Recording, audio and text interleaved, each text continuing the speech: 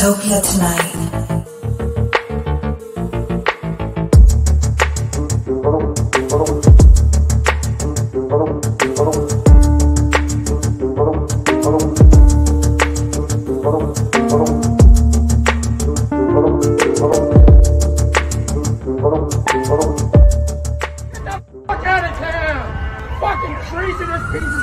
Dystopia tonight.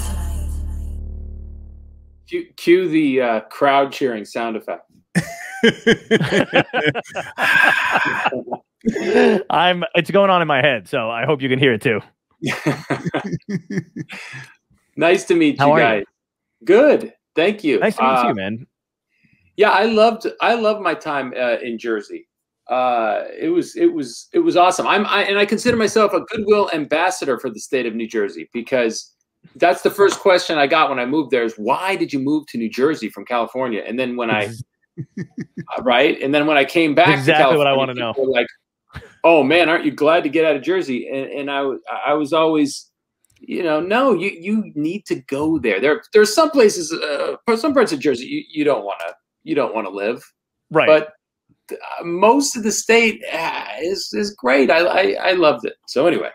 Well, that's nice. I mean, that is nice to hear, because literally, I doing this podcast, when I talk to people from all over the place, it literally doesn't even matter if it's outside of the country. When they're like, "Oh, where are you right now?" and I'm like, "Jersey," they're like, they don't. Oh, they nod politely. They just smile and nod. They don't really know what to say, or they've been here and it wasn't, especially if they're performers, they're like, they've been to Seaside and or they know the whole Jersey Shore deal. So they're like, oh, are you there or somewhere else?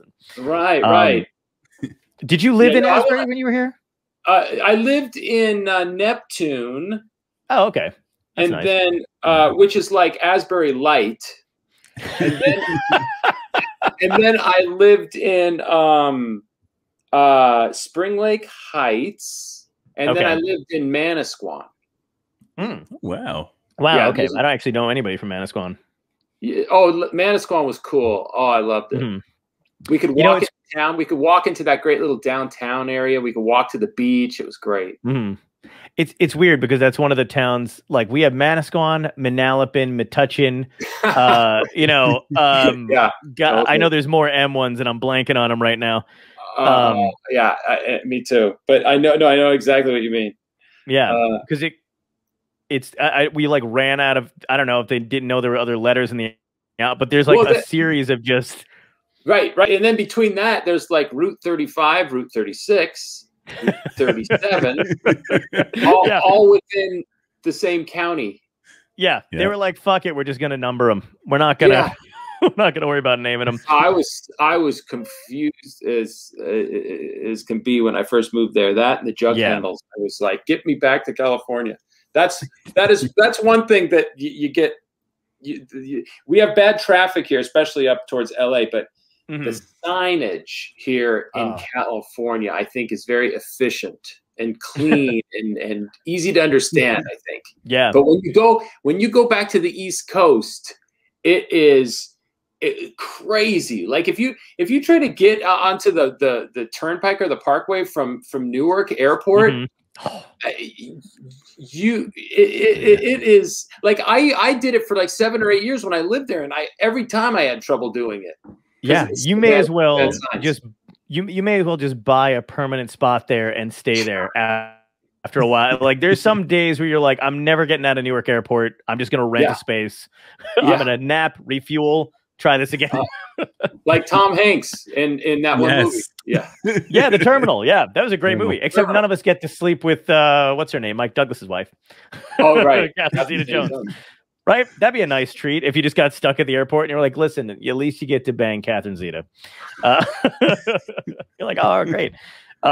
It's weird. Have you ever heard the thing about why we have jug handles? And I don't know where I heard this. I don't know if it's true. Well, it's a space saver, isn't it? Well, that makes way more sense than what I was told when I was younger. And this could have been a bullshit answer from a 4th grade teacher that, was fascinated by the Lenni Lenape Indians, right? I don't know why. I'm having like weird flashbacks to like elementary school. It's the last thing I remember from my head bangs off the desk. Young John wrote a lot of emails. I was just typing to anybody that could get me out of there. There's like SOS messages. So, but they said they said the jug handles were Indian hunting trails. Not even kidding. That was like a thing that they told kids. And I was like, really? Like they were hunting buffalo and we're like, I know they're going straight, but we're going to actually make a loop and then cut across traffic and then go kill those buffalo. Yeah. Okay. I had not heard that. Yeah, well, you're very smart. So, I mean, I don't know what they were feeding me when I was younger, but I feel like that has stayed with me to this day. And I'm sure it was said facetiously, but I was like, oh, wow, all right, that sounds good. I did learn that Wawa is Native American for goose, right? Yes. It's and also for drunk people can get sandwiches here. It's a loose translation, I think, but that's where I would go. Well, that's another thing that I miss is those Wawa sandwiches. And we're getting off topic here, but I have to put a plug in for those. It's like the machine, the little machine that you can order all your sandwich stuff on. Oh, yeah, of course. And we don't have that here in California. We need those. No, efficient. I know. That is efficient. That is. They're delicious. Those sandwiches. I've never had a bad one. Me neither. Yeah. They are the best. I always feel good whenever I'm on the road. I lived in California for 2 years, so I was like, but I had family there too, or whatever. And I was trying to describe Wawa to them in general. And first of all, you can't say the name of it without sounding completely ridiculous. I know. So they're like. Yeah, it's like 10 minutes of shitting on you because of the name of the. I'm like, I get it, but it's right. Yeah, it's like one step up. It's like one click above a Piggly Wiggly, right? yes. In terms of the name, but yeah, and it totally is. And but they're like whenever I'm like on the road and I start to come back to Jersey. I have like a really good feeling in my chest when I see like the first Wawa when you're coming back into the state and you're like, oh fuck, I'm home. Like this is so nice. Like, thank God. It is very soothing. It's very soothing. Yeah. I love your draw. You have a Spider-Man and Venom drawing I see in the background. Yeah. Is that yours? Yeah. My kids say, Dad, print me out something. So I'll print them out, like, superheroes for my little boy and Disney stuff for my little girl. And that was my boy doing Spider-Man and Venom. Nice. That's I just had John Romita Jr. on a few weeks ago. Yeah. Well, he's like a cartoon illustrator guy. Yeah. He's the Marvel. He's coming back to Marvel Comics. His dad was like the one who basically John Romita Sr. was the one who kind of did like the classic Spider-Man costume look right after Steve Ditko, and then John Romita Jr., his son, like took over not took over, but he basically started doing stuff in the 70s, and he's going back to Marvel this July. So I just had him on. So I was just like, that's so crazy. I'm like, Spider-Man and Venom. What are the odds? So are you into comics? Yes, wildly into comics. Yeah. Okay, so you got to have on my buddy. Mark Voger sometime. Mark Voger, okay. You got to find him. He can talk. He can talk authoritatively on every era of comics. Nice. And he used to work at the Asbury Park Press, and then he went to the Star Ledger for a while. But he's an expert on pop culture and comics, and just a great, wild, fun guy. I'd love to have him on. I actually do a pop culture show on Mondays, and we talk comics and stuff. Yeah, I'd love to. I'll definitely I'll hit you up for that. Okay. Were you a comic book guy when you were younger? Kind of, but not really. I was a Mad Magazine guy because I guess I gravitated towards humor. But I always loved superheroes. I loved Spider-Man and Superman, and maybe that had to do with the TV shows and the movies. Right. But I didn't get too deep. Like I didn't get into all the Marvel stuff. Right. You can't like I guess Spider-Man's Marvel. I guess Spider-Man's Marvel, but I didn't get into like the Thor and the other stuff too much. Although I guess I did watch the Bill Bixby Incredible Hulk. Yeah, how good that was like one of the first like iterations, I guess, of a comic book thing I watched. I watched it with my dad, and we watched the Bill Bixby Hulk thing. And I don't know if I knew exactly what was going on, but I loved because it was a serious kind of show for a comic book show back in the day. Oh yeah, it was, and he was a pretty good actor, Bill Bixby. Yeah, and it did have kind of a serious tone to it, which was okay.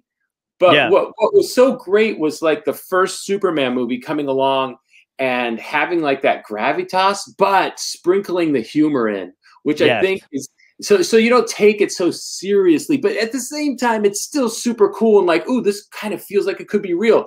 And and the Avengers did that and has done that so well.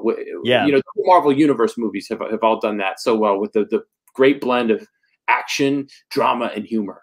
Yeah, they're at the top of their game, and it's crazy because like even the ones that like I feel like their baseline is good.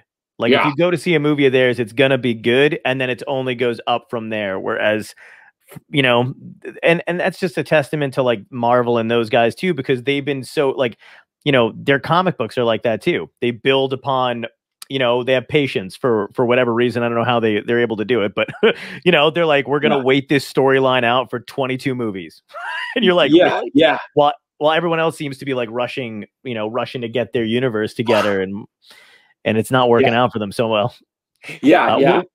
Was Christopher Reeve your Superman guy? Because he really was. I love it. You know, I did like George Reeve. Was that his name? The black and white guy?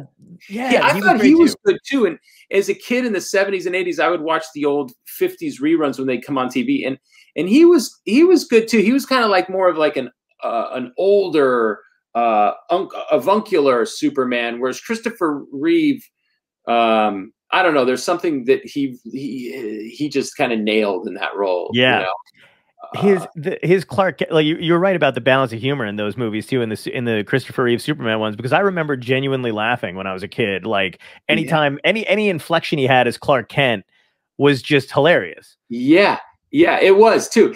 But then they made the mistake of putting too much humor in Superman 2 in some area, in some parts. Like there's the what's his name, Lester.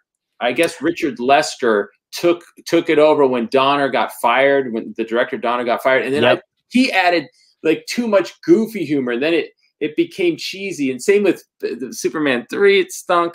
So anyway, this kind of spills over into our larger discussion about cartooning and how you work, where you want to fit the humor or the drama to you want to come up with the right tone, the right mix, right? And, it's easy to misuse. Yeah, and did Mad Magazine and those did that help you with the structure of like where to put the humor and where to do the writing and stuff for your? Yeah, because it did. Because did you start out as a political cartoonist first, or did you have an idea of wanting to do Grand Avenue? Was just a great cartoon, but I remember. Oh, thanks. You're very generous. Oh, loved that. I loved Grand Avenue. That was like boy, you and my mom. You and my mom loved Grand Avenue. No, you know what was funny is I developed a desire to be an editorial cartoonist and a comic strip cartoonist like at the same time. Wow. For years, I was always able to draw, and I was always known as the kid who could draw. Elementary school into high school, when I was in high school, I became commissioner of publicity because I was able to draw posters for dances and events so well, and put little faces and like Sergio Aragonis little marginal things on the side. So I did that in high school, and then when I got into college, I was a political science major. But I really was not thinking of being a cartoonist. I didn't, even at 18, 19, I really didn't know for sure. Mm-hmm. And right at that time, I kind of discovered Jeff McNally and Pat Oliphant and Paul Conrad. Yes. And I also started reading Bloom County and Calvin and Hobbes. Mm-hmm. I love Bloom County and Jeff McNally as well. Yeah. he passed away. I was going to say he passed away like a few years ago, right? Or yeah, it's actually been a little while now, but yeah, he passed away. Yeah, he was the greatest, Jeff McNally. Oh boy, and he did a comic strip too. He had a couple of features that he worked on. Yeah, Shoe, right, and Shoe was like one of my. Yeah, Shoe was great. And then he started one called Pluggers too. Yes. Oh my God, I forgot about. Yes, yeah, that's right. Pluggers. That was so cool for what it was, and getting the readers to participate was a neat thing. So I started liking all this stuff right at the same time, and I started pursuing both tracks concurrently. And I'd always loved Peanuts. Peanuts is one of those things where everybody loved, right? And I was no exception. I had Peanuts bed sheets, Peanuts lunchboxes, all that stuff, like everybody else. Watched the Peanuts specials. So I entered the Charles Schulz Award, and I won that in college, and I got to go up and meet him and hang out with him for a bit. Up in Santa Rosa, and that was a thrill. What was he like? Was it a cool experience, or? Yeah, it was cool. I remember walking up to his studio, and right out in front was this gleaming silver convertible Mercedes with the license plate Woodstock 1. Wow. And I remember seeing that going, oh man, I gotta be a cartoonist. But the thing is like, I don't know. The thing is there's this chasm between Charles Schulz and Jim Davis and Bill Watterson, and these giants, and then like the rest of us, like most those guys they're just making so much money, and they're having such an impact on popular culture, right? And then there's the rest of us, like mortal cartoonists who are trying and good, but like not genius level icon producing artists like those people, so that's interesting that you say that, because I guess when you look at it from a merchandising or marketing standpoint, you see that, but when all of you guys are on the same page in the newspaper or the Sunday morning cartoons, I don't think anybody sees that. I don't think anybody goes like Garfield's bigger than Great. You know what I mean? Because you're maybe not. Yeah. I hear you. You're right. That is an interesting point of view to like that. It's like they're actually, have a stronghold on the market. Yeah. And I don't mean that in any negative way. No. Yeah. So Schulz was, he asked me to call him Sparky. That's what his friends and family called him, Sparky, nice. which is a weird thing to call a grown man. But I asked him if I could send him some of my cartoons. I mean, he was one of the judges, so he picked the ones that won the contest. But I wanted to try a new comic strip and get it professionally syndicated back when I was in my early 20s. And so I would send him strips, and he'd write back that it was like he would write back that he applauds me for trying, but he's disappointed to see how derivative my work is. And like basically accusing me of ripping off Peanuts. And it was like a knife to my heart. I think that he even thought that Grand Avenue was derivative of Peanuts, and it was. Grand Avenue was like it was almost like my homage to Peanuts, Calvin and Hobbes, and Bloom County, all in one. Kind of like three of my favorites. Yeah, and it's weird that you say that, because those are three of my, like, with yours in there. Those are my favorites: Bloom County, Calvin and Hobbes, Peanuts.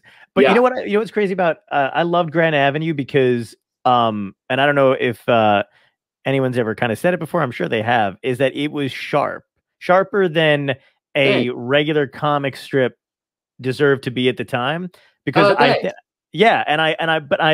really liked that, because they were kids and their grandmother. But I mean, the commentary was the same. And I don't know if you meant for this to happen, the same kind of commentary you would give almost with a political cartoon. It had that kind of edge to it. And that's what made it like one of my favorite strips. Oh, thanks. And it did have kind of a little following, I guess. I always felt kind of overwhelmed by it, doing that and the editorial cartoon. So after, I don't know, 6 or 7 years, I kind of passed it off to someone else. I did notice that. I mean, I obviously noticed that, but like, yeah, that's something I wanted to ask you. Was that hard? Well, before I ask you if it was hard for you to do. It was hard. Because it's kind of like your child being raised by someone else. Right. But the guy who does it now, his name's Mike Thompson, and he's an editorial cartoonist too. And he has done a good job with it, I think. I actually, yeah, I was going to say, I really like this. I still like the strip to this day. So it's, but it was interesting because I was like, I didn't obviously have anything like this going on at the time, but I really did want to know, how did you let it go? And like, and what was the situation there? And it always been something when I saw the name change, because, they don't really, I mean, I don't know if they did and I missed it, but they don't announce that in the newspaper. You know what I mean? Yeah, they don't want to. And I feel like I was like, yeah, I know. I feel like I do kind of feel like I let the syndicate down a little bit. And, I still, and I miss it. I miss working on the strip to this day. But it got to the point where I was practically doing 80 to 90% of the work on the strip in one day on a Saturday. Wow. So, I would, because I'm busy through the week with my newspaper job, my full-time newspaper job, and then my family. And so I would say goodbye to my wife and go to Kinko's to work, where it was quiet, like, just at a local Kinko's. And it was kind of like, I would dread getting up in the morning on Saturday to go work on it. And that's not good when you're in that position. Wow. No. Yeah. But I would tell people, if this is all I had to do throughout the week, I would love it. Like, it would be a dream job, I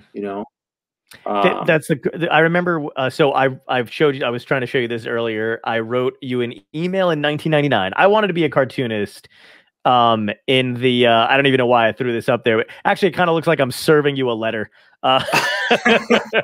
This is a whole ruse. You're being served. But I'd written you in 99.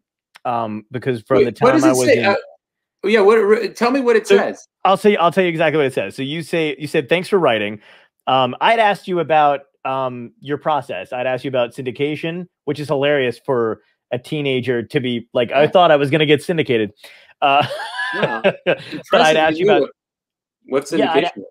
I knew I had, it was my out. It was like, I didn't want to do anything else. And I loved to draw for years. And then, fell in love with comic strips. And I had an art teacher who had tried to be a cartoonist when she was younger and taught it.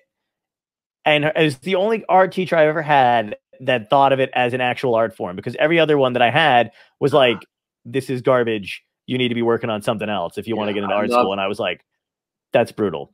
I love this person.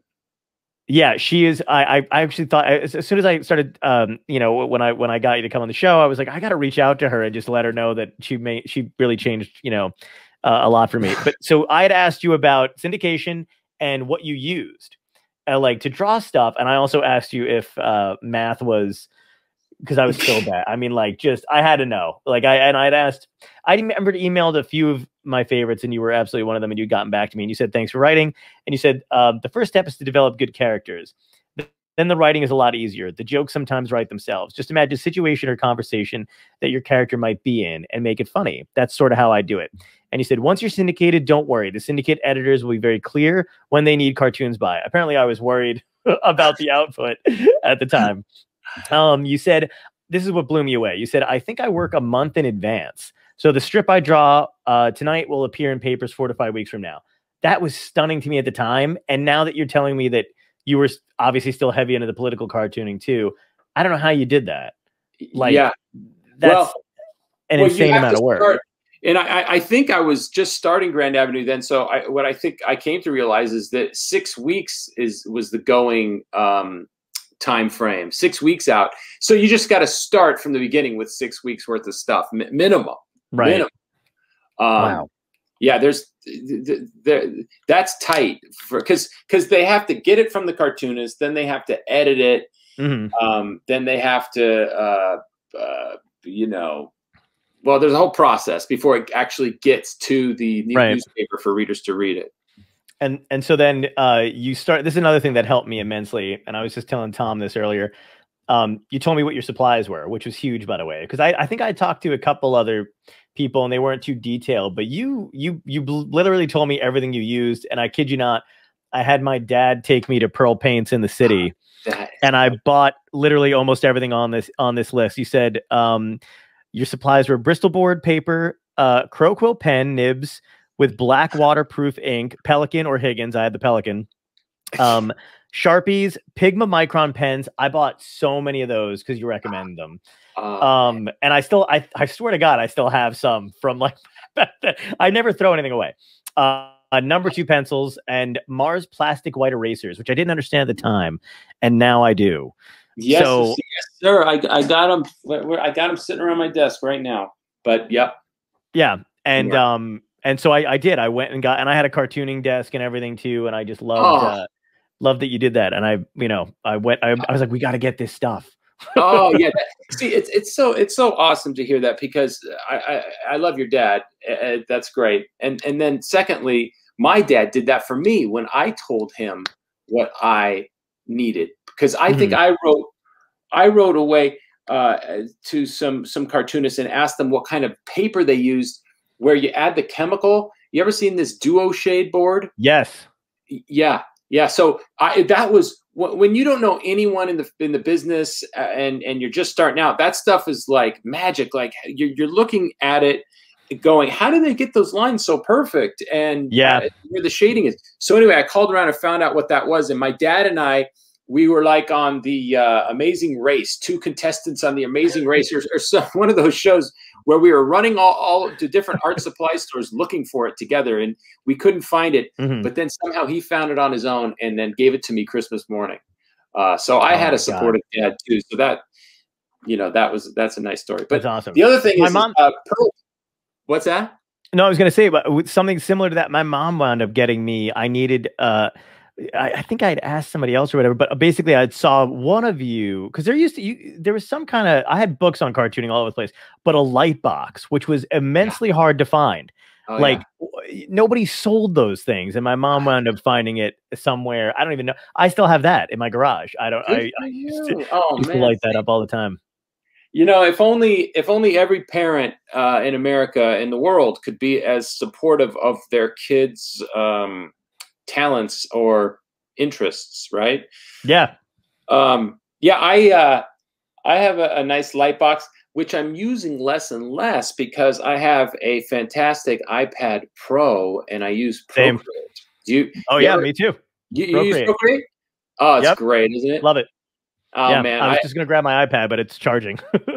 I used to go back with my family to the Jersey Shore, and we'd go to Long Beach Island to stay with my in-laws. And where I live now. Oh, you live down there?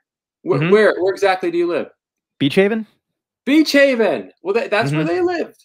That's where they lived. Oh my God, that's crazy. They live like kind of across from that Acme. That's what I've been shopping at the whole pandemic. and that is so funny. They lived right there. And so for 20 years, I went to that neighborhood. Wow. I probably saw you at Skipper Dipper. The great ice cream parlor. Little plug. And anyway, so I would go there. So I would go to the Ship Bottom Library. You know where the Ship Bottom Library is? Absolutely. Yeah. So it was such a pain because I'd sketch my cartoons. This is like 15 years ago. But up until like 6 or 7 years ago. And I would have to draw my cartoons there and then call my editor and discuss them, which I didn't have a phone at the time. So how would I can't remember how I called him. I may have had to go to either a payphone or go back to my in-laws' house. But then so I'd have to draw the cartoons. I would have to get him the roughs, So I'd go to a local Minuteman Press or some little place where I could find a fax machine. I'd fax him my rough ideas. He would look them over, then somehow call me back. And then I would have to draw it and photocopy it. Okay, yeah, that's right. Because I would draw it on the Bristol board, this really hard Bristol board. So you couldn't fax that. So I'd have to photocopy what I did on the hard Bristol board so that I could have a photocopy, and then I'd fax that final version back to him. So anyway, a long, arduous process. Right. But now with the iPad Pro, it's a little portable studio, all in one. Yep. I have so right there on that desk over there is a Cintiq. And I use that because I still draw. And I had a book out not too long ago because I'm on the road all the time as a comic. There's nothing to do in hotel rooms. And I love politics too. Like, so right around the time when I was writing to you and through most of my teens, always interested in politics. So I love political cartoons, any kind of social commentary. And then doing stand-up. I've been doing stand-up for 15 years. So I would still draw if I had an idea or a joke that, maybe didn't work for the stage, but I could visualize it in my head. Yeah. Because that's all stand-up is anyway, is literally just like putting a cartoon in people's heads in the audience, right? Totally. Yeah. So I'm just like, okay, great. But I had this, I had an iPad and I would take it on the road with me and I would draw. And then eventually over the course of the year, I had, God, I don't know, 100 something, drawings that I just did or whatever. And I put them in a book called Drawings from a Nobody because, who the hell knows who I am? So, but it actually wound up being kind of catchy and wound up, doing okay. And, but yeah, and I love doing that. But that was all from, I had the Cintiq for a while and I would draw stuff when I was at home and then I would take the iPad Pro on the road and because all that stuff syncs. So it was just easy for me to work on stuff. And, occasionally I'll do illustration stuff or whatever, but I'm not like, I never got a strip going. I never developed. And I always admire that putting characters together that people can remember and love and whatever and putting it together like that is amazing to me. Yeah, it really is hard. But like I said 20 years ago, it's all about characters. Mm-hmm. If you who were those kids based on? Were they based on you or a sibling or somebody that you knew? No, actually I say no. I didn't consciously set out to do it, but over time I came to see that the things that they would say and the parts of their personalities, it was like different parts of me. So I guess the answer is yes, they were kind of parts of my personality. So then that brings me to my next question then, because a lot of what I loved about that strip at the time was you had very biting commentary on school. So the way people were taught, the amount of overloaded homework and kind of rebellious nature of the kids or whatever. And was that also you when you were a kid? Yeah. No, not so much. But where I think that came from. I spent 2 years working on a teaching credential after college. I was about to become a teacher because I couldn't find a cartooning job. Yeah. So I was. It was kind of sympathetic towards Mr. DeMichelis, the teacher in the strip. Hilarious. So I was kind of channeling, what I had experienced in my student teaching and my substitute teaching through him. Yeah, he's a great character too, and just the dynamic between him and this, I have a notebook to this day covered with comic strips that I loved because that was also how I kind of coped and got by. If I was just not having a good time in school or whatever, and I couldn't bring the books that I had with me, I was like, well, I better learn how to draw. And then I just drew on everything and everyone. And then I would tape comic strips that I liked during the day on my notebook. And if I felt crappy, I'd read one, they'd make me laugh or make me feel like there was somebody out there who understood, what was happening around me. What's funny? At first, that is awesome, and I love kids who like comics because they just tend to be, the most interesting kids. Kids who love comics, people who love comics. But you're like what, 35, 36? Yeah, exactly. 36. kid, you're not too far removed from young people today. When I go and talk to colleges, I'll mention Calvin and Hobbes and Far Side, and they're like, "Huh, what?" Oh, and no. and you're not that much older than them, but it is such a forgotten art form. It's so sad, and I hate to bring this up on National Cartoonist Day, but it's so sad the way the comics are. I don't know, underappreciated or not read as much, not widely read as they used to be. Right. You know. Yeah. Anyway. Do you kind of equate that with like the kind of newspapers being kind of struggling in the wayside? Because it is. Yeah. I could see that, but like I loved. I guess I didn't see it happening in a bad way at the time, but when comics started going online, that was like, I don't know, like a whole other medium you could access them from. Like I get them anywhere then. Like I didn't have to wait for the paper, the next day. So it just come on my screen or whatever. And that was even before they had phones and stuff like that. So it was just, I'd be in a computer class or sitting at my desk and like sneaking like onto the, God, I'm trying to think of the Yugo Comics. Was that the website in the beginning of it was something like Yugo or and you get all of them, even like backside. So that was the cool thing too, because when I was a kid, I would go to the library during lunch. Obviously, I was super popular, and I would. It's so sad. I would walk out of my high school, go to this local pizza place, grab a couple slices, march over to the library, and grab Calvin and Hobbes' Far Side and Your Career in the Comics, which I eventually wound up buying because I thought that would help. You were into it. If I would have known how into comics and stuff you were, I would have had you over at the office, and I would have given you some originals, and maybe I would have just like kind of said, "Hey, John, I'm going home now. You just finish this and give it to my editor. He's down the hall down there. Just draw a donkey or an elephant." That would have been a dream. There was draw a donkey or an elephant, or if you or Uncle Sam, have him saying something funny and right. Oh God, man, I would have loved that. There was a kid in my school. I lived in Toms River growing up, and I went to high school south, and everybody knew I wanted to be. The two things I wanted to be when I was growing up were either a cartoonist or comedian. That was my only option. There was no other direction I wanted to go other than that. But the cartooning thing was like, for some reason, that seemed more practical to me than being a comic because I was tangible. I drew it. It was there. I was funny, and everybody knew I could draw. And there was a kid who he somehow he knew you. I don't remember. His name is Matt. I think I can't remember his last name, but he would be like, "Yeah, my family knows Steve Breen." And we would read your comics every day. We read the political cartoon, and I had a teacher that loved your stuff politically too. She's super funny and sharp. She's an English teacher, of course. All the English teachers are great, the greatest teachers ever. So she loved that kind of stuff too. So I would always kind of like try to draw something to make I ran track in high school, and I drew a caricature of my track coach, and he didn't know it was me. And I used to leave it up on the board every day, and he would come in, and it was kind of mocking him, or he was like a heavy set dude, but he was teaching track, which I thought was hilarious.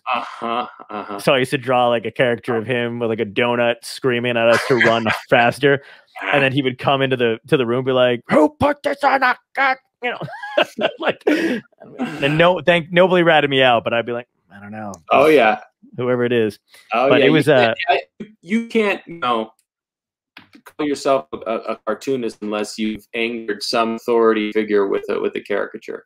Right. Well, that's a good question too, because now we are online all the time. I follow you on Facebook. I admire you for answering some of the lunatics that respond to your viscerally to your political cartoons. Do you like it or do you hate it now that people have more access to you? I hate it. Yeah. I don't blame you, because it makes I feel that social media has contributed to this chasm, the division in our country, because people, I don't know, to seem like they're smart or to kind of to present the illusion that they're intelligent or decisive or both or whatever.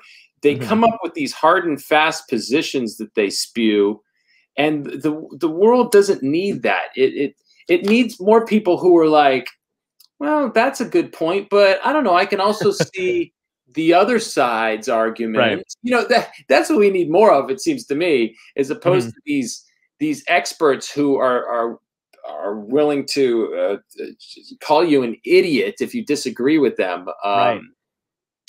I don't know. And a lot of your stuff is so, like, I mean, like it's very cutting, but it also, like, you know, there's some strips that I noticed that it's very clear what your opinion is, right? And there's other ones that are nicely just they're broad, but they're super funny still, and people seem to have the most visceral response to the broader ones, where I'm like, I don't think they're getting it. You know what I mean? We're like, I know, it's funny. Like, boy, did they miss the mark. Yeah, I get that. Like, you'll do a cartoon thinking, oh, I'm going to hear from so many people tomorrow on this one. They're going to be so angry and outraged, and then crickets. Right? And then I'll do one on some benign topic, and then I'll get all kinds of feedback. You know, you touch a nerve. Yeah. But yeah, I guess I take that as a compliment. Thanks, John. I don't see myself as a partisan. You know, the cartoons, the work, it reflects the person. And just by nature, I tend to not like arguing with people. I don't like hard, fast positions on things. I think that there's a lot of gray area in life. Yes, I think absolutely. that there is such a thing as natural law. I think that there is right and wrong, and in some areas of life, there is not a lot of room for argument.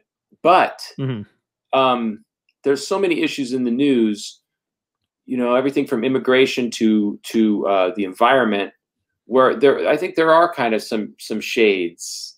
Yeah. So that's just me. That's just who I am.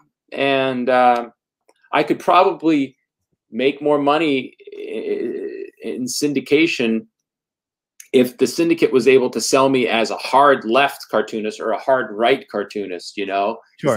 That's what they do with commentators, whether it's a cartoonist or someone on TV, they package it that way. But I just I'm kind of made to be somewhat in the middle.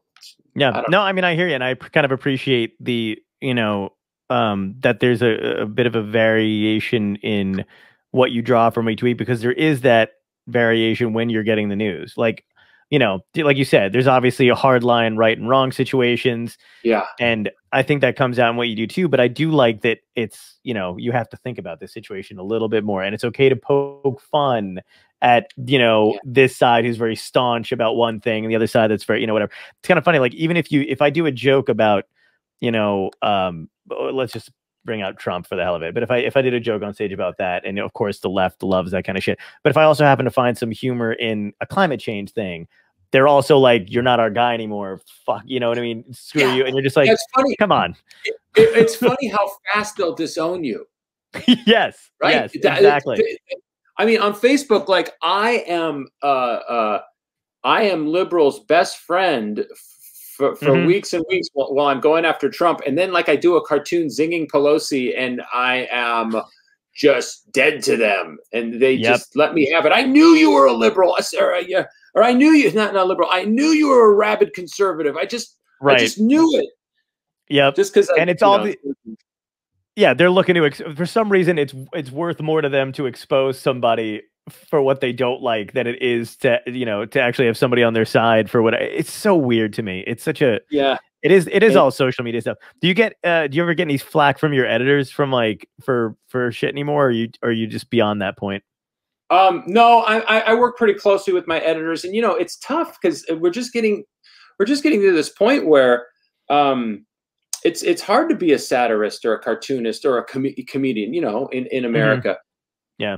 You really got to watch what you say, right, and do and draw. So I do have to show my roughs, and my editor and I have a great editor, Matt Hall. who is the president of the Society of Professional Journalists. Holy that's awesome. For him. Yeah, that's incredible. He's and Matt is just a great journalist, great editor, great guy. So he and I have a good relationship. I couldn't imagine having to draw in today's climate with someone I didn't get along with or agree with. And Matt and we don't always see eye to eye on everything, but there's enough respect, mutual respect, that we make it work, and it's a good relationship. Okay.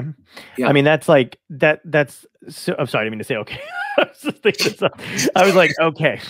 Okay, Steve. Okay.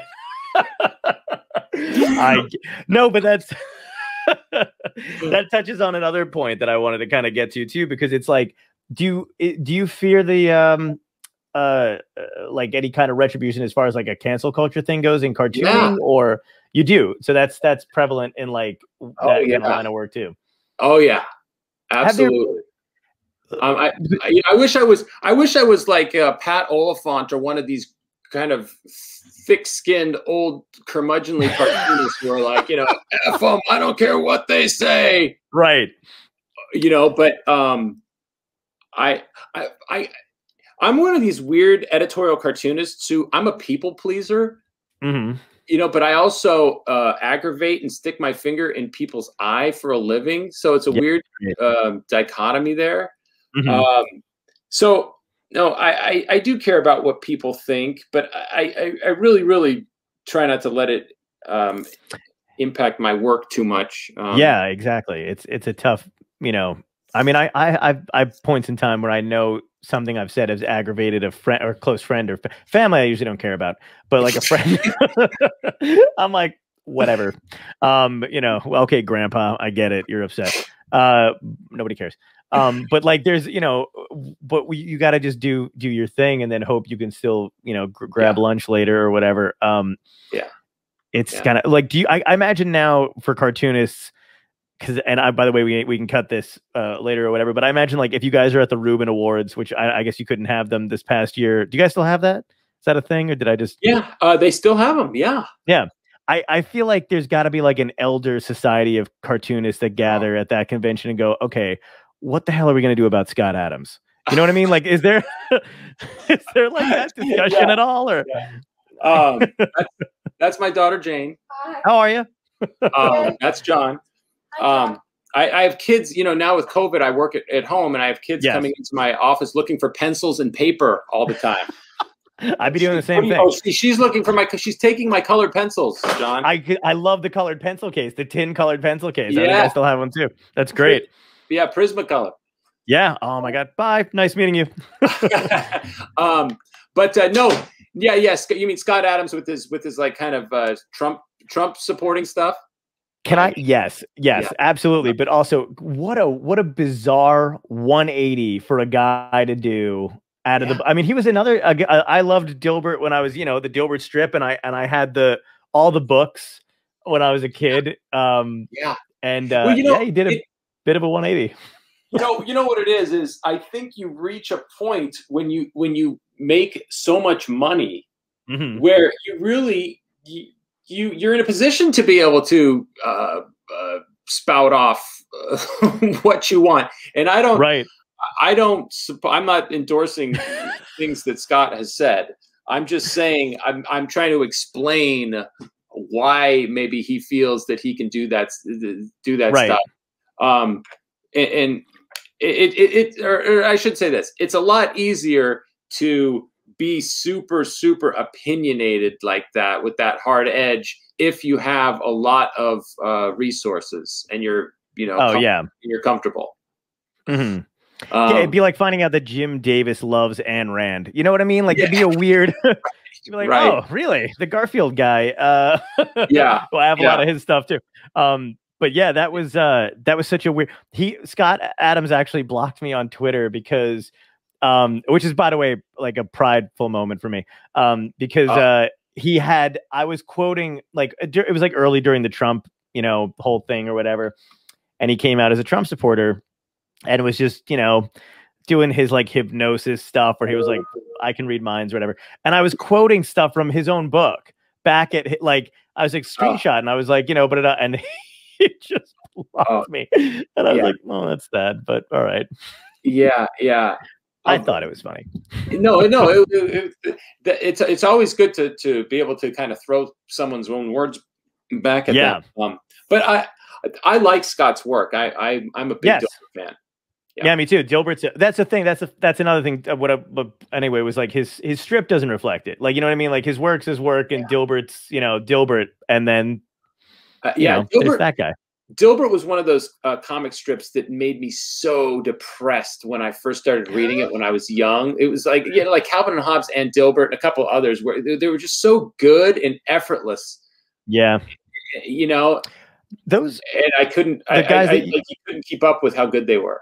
So you're just depressed. Well, the guys that you said you like, I mean, it was what always fascinated me was like Gary Larson, Bill Watterson, and Berkeley Breath were they all retired at the same time.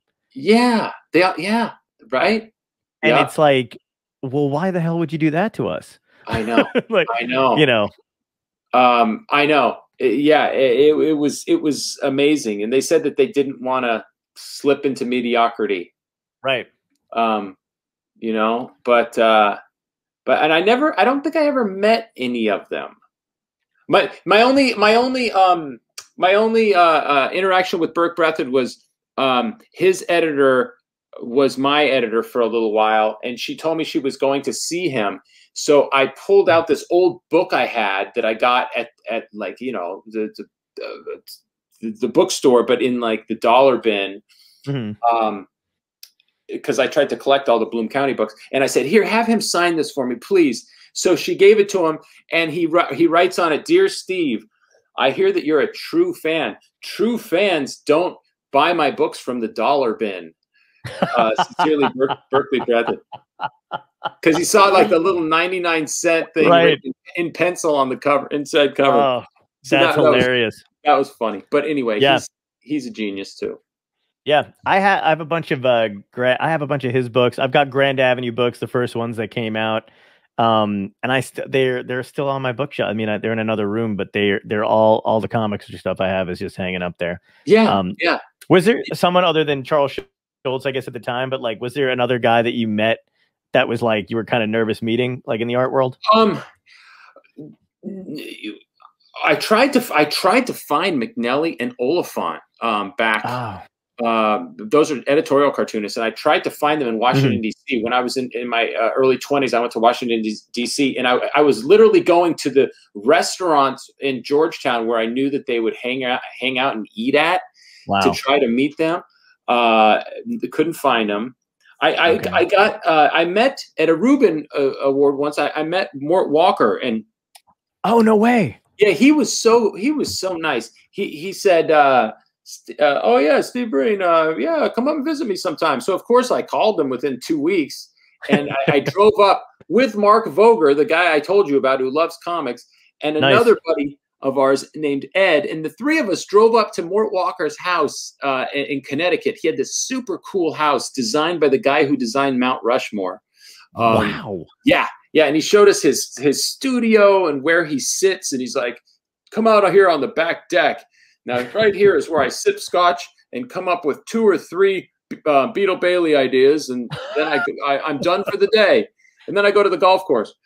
And then he took us for this like 2.5-hour lunch at his country club golf course. Wow.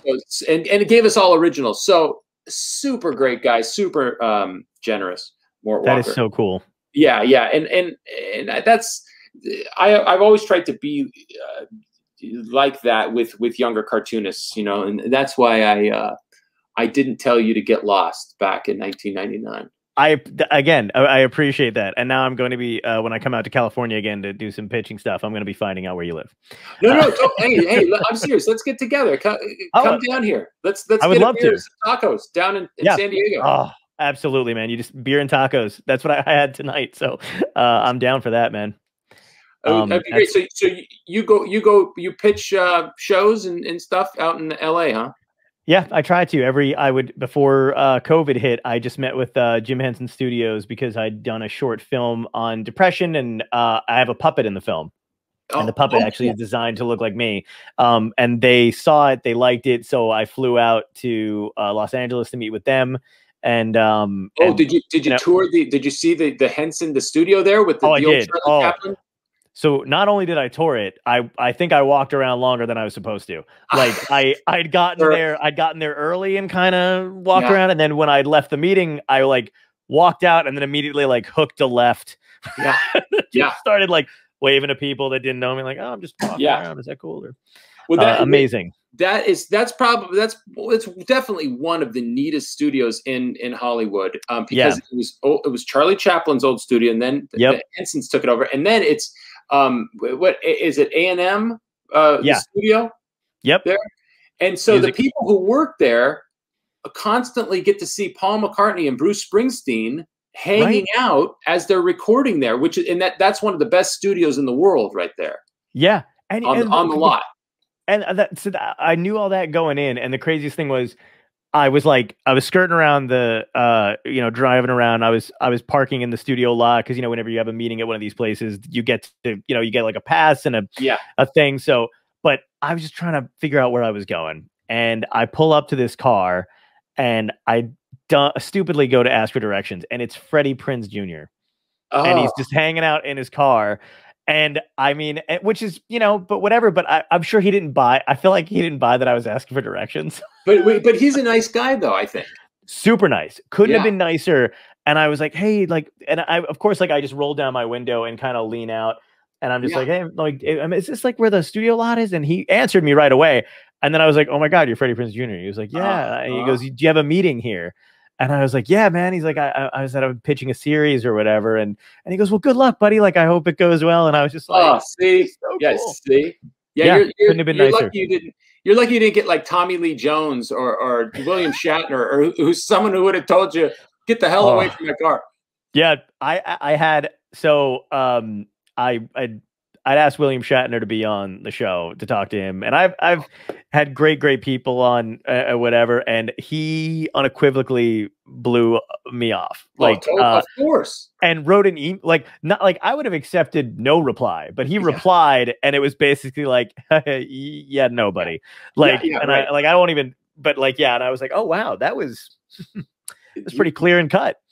Yeah, my friend and his brother, when they were teenagers, saw him eating in Newport Beach, and they went up to him at the restaurant, and they started doing Star Trek lines.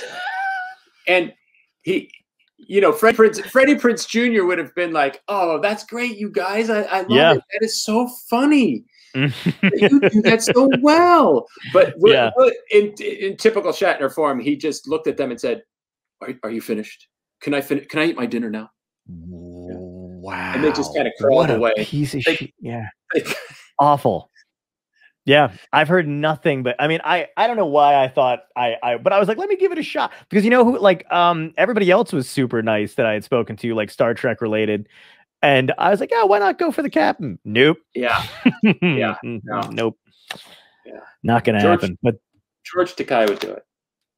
George Takei, so he's actually, in the middle of writing a book, but they were like, we're interested. So, as soon as the book comes out, like, circle back.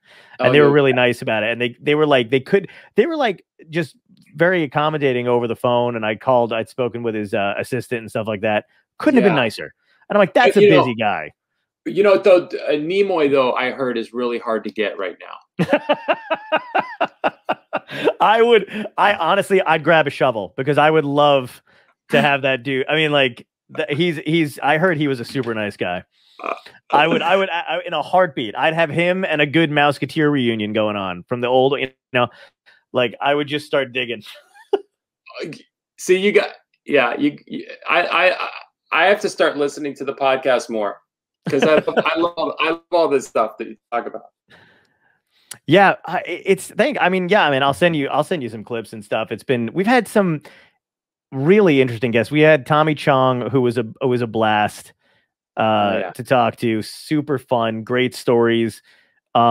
Just had Art Alexakis, lead singer of Everclear, on last week, and he was super fucking cool. And then, but the new NFL draft was on at the same time, and he, like, in the middle of the interview, he would just look over and be like, "Yes," and then, like, go back to talking, and I'm like, at least fill us in on what's going on. Like, don't just leave us hanging.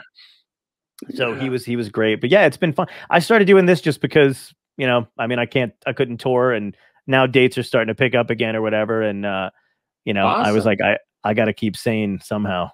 So let me ask you this. So, sure. When you are kind of drifting off to sleep, do you sometimes come up with a super great little nugget that you want to, like, you know, use in your act? Yes. Or yes. Do you write it, or do you just remember it? It comes to you in the morning if it's great, and if it's not great, then you didn't need it anyway because it just dissipates. I do know exactly what you mean. And the good stuff always winds up, I feel like, coming back, even if you do forget it. But I've tried to really get into the habit of writing whatever it is down, because I know you know, like in the old Roadrunner cartoons where he would go like, meep, meep, and then like peace out, and there'd be a cloud. Yeah. That's how I feel when I have a good idea and I don't write it down, that it's just the essence of, I had a good idea, but I have nothing to remember it by.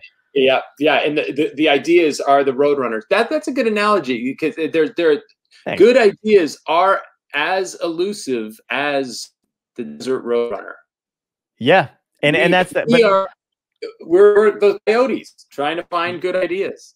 Absolutely, and I love that you. Thank you for assuming that I ever get any sleep, because that's the nicest thing. But I'm sure you're the same way. Do you have a notepad by your bed and like jot down stuff? And yeah, I do. And I use the iPhone too to talk, you know, voice memos. So you use the voice memos. That's interesting. Yeah. Voice memos, or I'll text myself stuff. So this is the, I'll show you some, I mean, there's other stuff basically, but I don't know if you can even see that. This is the notepad. And then this is what I usually do. I just continuously write or talk to text, like notes. That's what you got to do. Yeah. It's great. It's great. You ever write yourself down a note and then you go to look at it like 24 hours later and you're like, what the hell was I trying to say? That happens too. Yeah.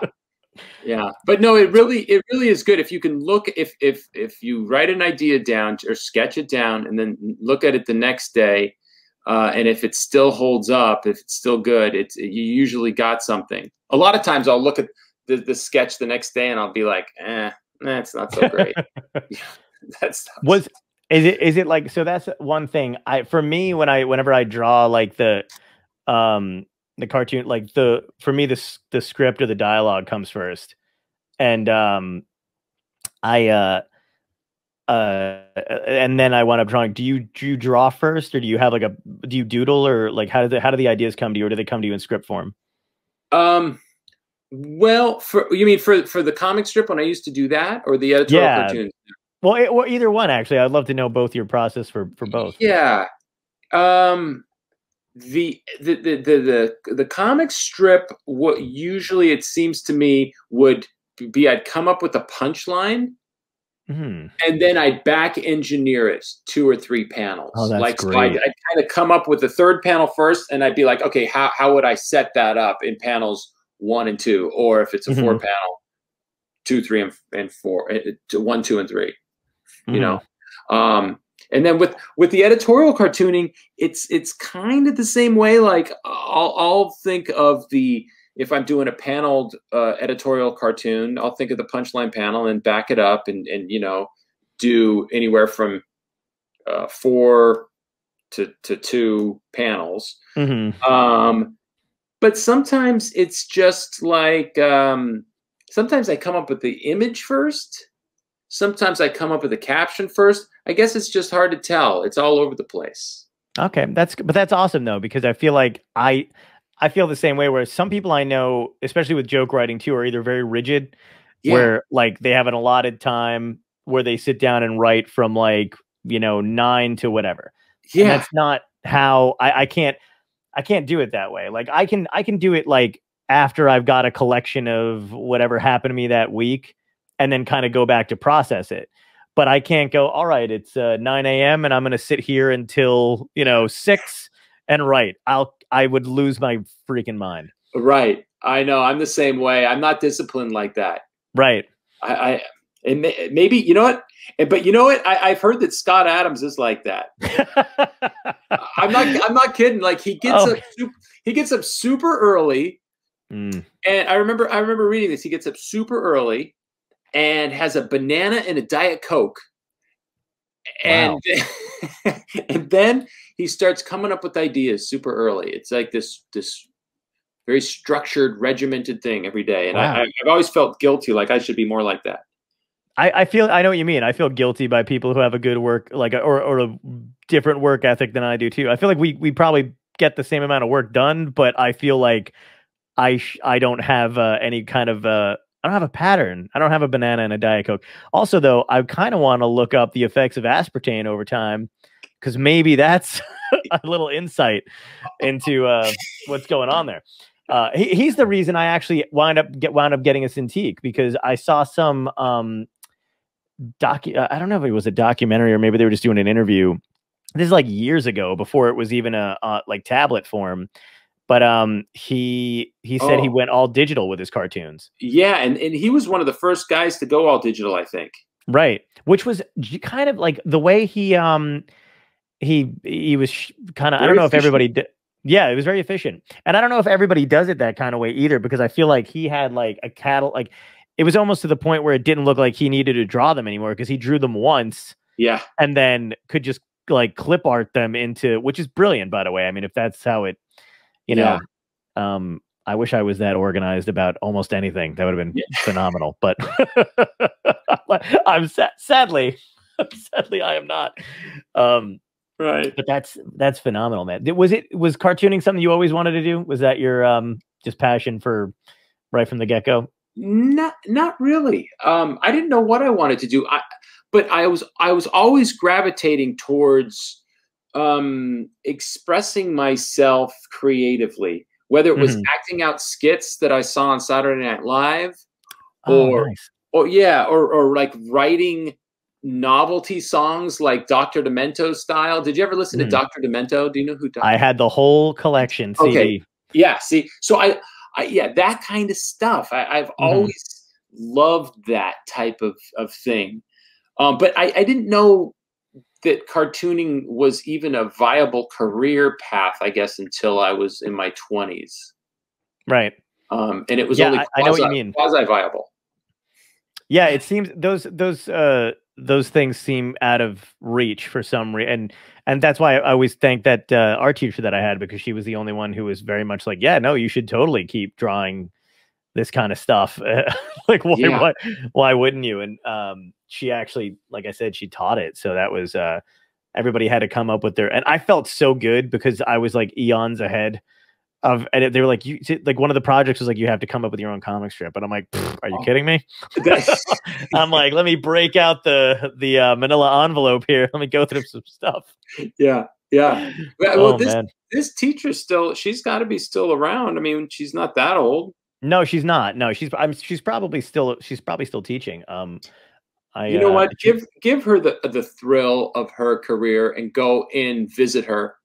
Would you? I will. Yeah, I absolutely will. We have COVID restrictions are lifting now, so I'm sure I'll be able to. And I'm all vaccinated, so I'm ready to pop in. I'm ready to take any gig at this point. I'll drive down somebody's street and wave. I don't give a shit anymore. Somebody said ask her on the cast. That's a great idea. Get her on here to interview her. So it's been 10 minutes after an hour. If you want to still chat and hang out, or if you want me, I could ask you one last question and wrap it up. It's up to you. Yeah, let's do that. My wife is calling me for dinner. Fantastic. So I ask everybody this kind of thing. If you had one piece of advice to give to somebody, this is now 20 years later, about cartooning, art, drawing, writing, what would you say to them? Wow. 20 years later, one piece of advice. It would be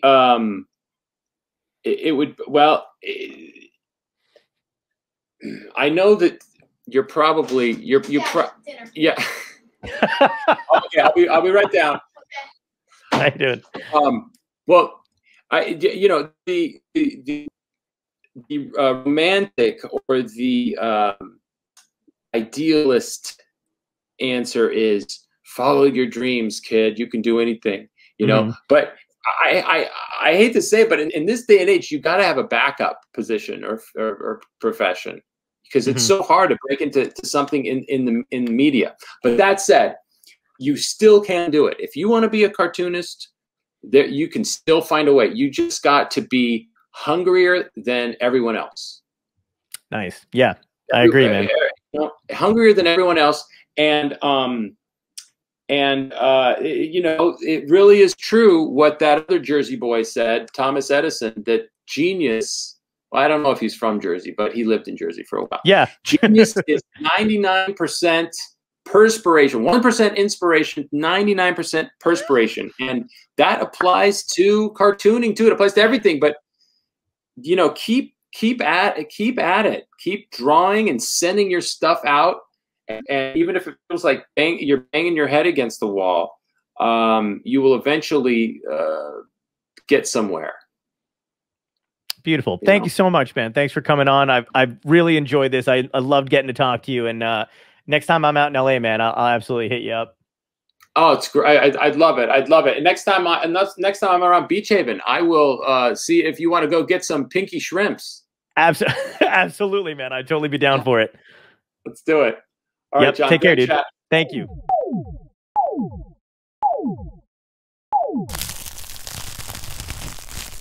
Dystopia tonight.